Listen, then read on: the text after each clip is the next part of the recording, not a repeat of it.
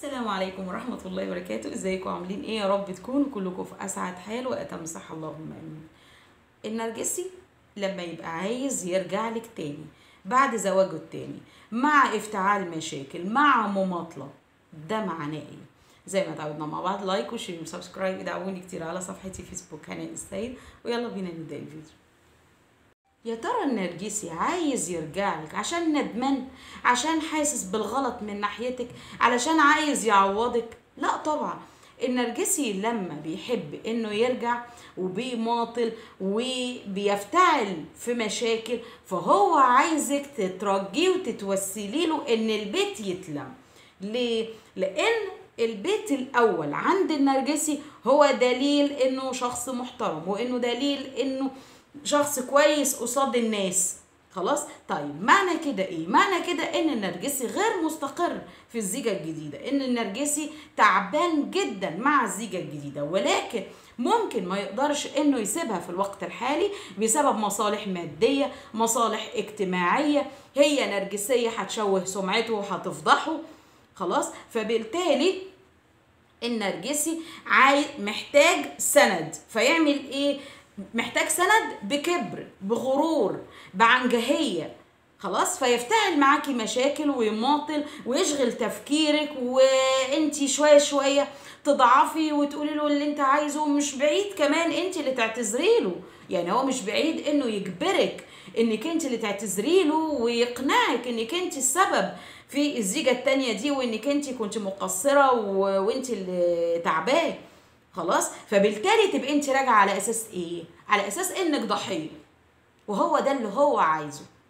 النرجسي عشان يستمر مع الزيجه التانيه واضح جدا انها تعباه جدا، وانه غير سعيد بالمره مع الزيجه التانيه.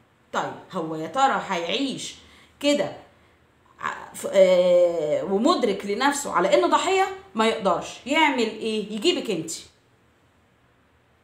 تمام؟ يرجعك ويخليكي انت الضحيه عشان يقدر يرفع راسه قصاد نفسه، ويرفع راسه قصاد مين؟ قصاد الزيجه الجديده. يبقى الزيجه الجديده كل ما تزعله هيعمل ايه؟ هيجي يزعلك انت، تبقى انت ايه؟ الضحيه. يبقى هو ايه؟ اللي في مكان قوه، اللي في مركز تمكين وقوه. هو مفيش حد بيضايقه، ولا في حد ايه يقدر انه يدوس له على طرف، ولكن هو فاتح كده بيتين. رجوعك معناه انه فاتح بيتين، انه رجل معاه زوجتين. فطبعا هو دليل طبعا على الرجوله. دي نقطه. النقطه الثانيه، رجوعك ليه معناه انه شخص اصيل وشخص محترم، وانه ما رماكيش في الشارع، فتحسين لصورته الاجتماعيه قصاد الناس. تمام؟ كمان النرجسي هتبقي فزاعه، هو مرجعك عشان التانية الزيجه الجديده تلم نفسها بقى شويه، تحترم نفسها بقى. اذا كانت بقى فاكره نفسها مفيش غيرها، لا، في واحده تانية هتنافسها، فبالتالي تلم نفسها، وبالتالي يبقى في بالانس ايه في العلاقه بينه وبينها، وبينه وبينك. فهمتي؟ فهو مرجعك على هذا الاساس. طب معنى كده ايه؟ معنى كده انك انت راجعه علشان تتبهدلي. انت كده راجعه، مش راجعه منتصره. انت كده راجعه بتقولي له والله طب انت لو انت بقى فك تعلقك وعندك استقلال مادي، انا انصحك شخصيا ما ترجعيش، لانك انت راجعه للبهدله. خلاص؟ طيب انت ما عندكيش فك تعلق، ما عندكيش استقلال مادي، عندك اولاد، محتاجه مصاريف من النرجسي، المكان اللي انت عايشه فيه حاليا انت مش مرتاحه فيه، فانت محتاجه ترجعي بيتك تاني، وهكذا. ايه الحل؟ تتعاملي ازاي مع النرجسي علشان تبقي محتفظة بنفسك ومحتفظة بمصالحك وطلباتك وطلبات أولادك، وفي نفس الوقت سلبيات النرجسي، الزوجة التانية مع النرجسي ما تبقاش في بيتك. انك انتي تبقي راجعة، مش هقولك بقى راجعة بشروط، اوعي تحطي شروط للنرجسي. خلاص؟ لان النرجسي مش هينفذها، وهتبقي مصدر عدم امان للنرجسي. تمام؟ ولكن اهم شيء في القصه دي كلها انك انت اسلوب تعاملك، اسلوب كلامك. اولا مشاعرك لازم تبقى مشاعر حياديه جدا، مع النرجسي، تكاد تكون مفيش مشاعر اصلا من ناحيه النرجسي. دي نقطه. النقطه الثانيه، النرجسي اكيد لازم هيجيبك الارض، ولازم يتخانق معاكي وانتي السبب وانتي مش عارف ايه، علشان يحبطك، علشان تنصاعي لاوامره فيما بعد. والله انت حر، لكل واحد فينا وجهه نظر.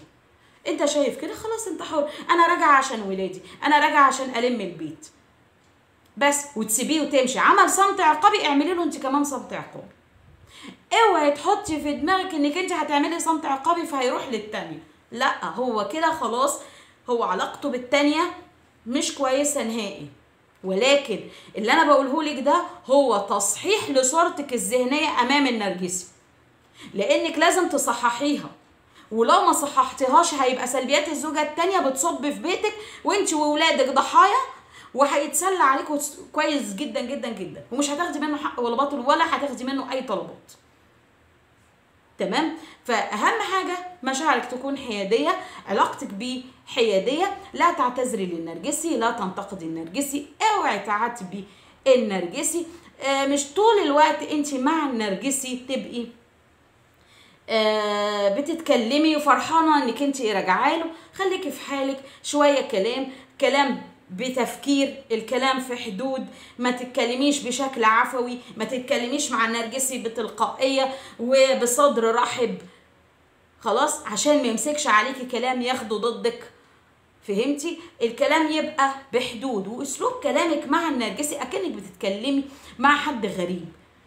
تمام؟ يعني تتشدقي في الكلام، شوفي النرجسي ايه المجال اللي النرجسي بيحب ان هو يتكلم فيه وتكلمي فيه، وذاكري فيه، ذاكري. بيحب يتكلم في الدين ويتشدق عليكي، قال لا قال الرسول، ذاكري في الدين واقرأي كتير في الدين. بيحب يتشدق عليكي في السياسة، اقرأي كتير في السياسة، وهكذا. المهم انك دايما تحتفظي بالصورة القوية دي امام النرجسي، وما تبالغيش في ميك اب، وما تبالغيش في لبس امام النرجسي. المهم انك النرجسي يحس انك انتي اتغيرتي، وانك انتي ما بقيتيش منساقة ورا ارضائه كتير، فيتلم ويبقى خايف انك انتي لو مشيتي هيبقى فيها يعني زعزعة لصورته قصاد الناس. خلاص، فبالتالي بعد كده لما هتبقي مثلا عايزة تطلبي طلبات او كده، النرجسي هيوافق، لانه هيبقى عايز انه يرجعك تاني تحت سيطرته. تمام؟ يحس انك انت لسه بتشكريه على اللي بيعمله. لا، ما تشكريش النرجسي ابدا لشخصه، ولكن اشكري الحاجة اللي النرجسي بيعملها لك. اشكري في الهدية، اشكري في الفسحة، اشكري في المطعم، لكن ما تشكريش النرجسي لشخصه. تمام؟ برضو النرجسي برضو هيبقى عايز برضو انك انت لا انت السبب. برضو كل شوية هيفتح الكلام معاكي، انت السبب، انت مش السبب. ولكن حاولي انك انت دايما تكوني واضحة جدا مع النرجسي، صريحة جدا. الحاجات اللي انت عايزة تخبيها عن النرجسي يبقى هتستخبى عن النرجسي لحد ما النرجسي يموت، والحاجات اللي انت عايزة تقوليها للنرجسي قوليها، خلاص، ولكن ما تخليش النرجسي يكتشف عنك شيء. فهمتي؟ فتبقي مصدر عدم امان للنرجسي. واعرفي انك انت كده كده كده راجعه، انت كده كده انت الكسبانه، لان هو كده خلاص، هو كده عشان يرجعك علاقته بالتانيه كده متدمره، وهو كده ضحيه قصادها، بتبهدله، بتطول لسانها عليه، فضحاه، بتشوه في سمعته. هو حاسس انه شخص مش محترم، هو مش حاسس بهيبته قصادها، مش حاسس انه كيان قصادها، فجايبك انت عشان يحس انه كيان عليكي. فهمتي؟ فهي دي القصه كلها. فاهم شيء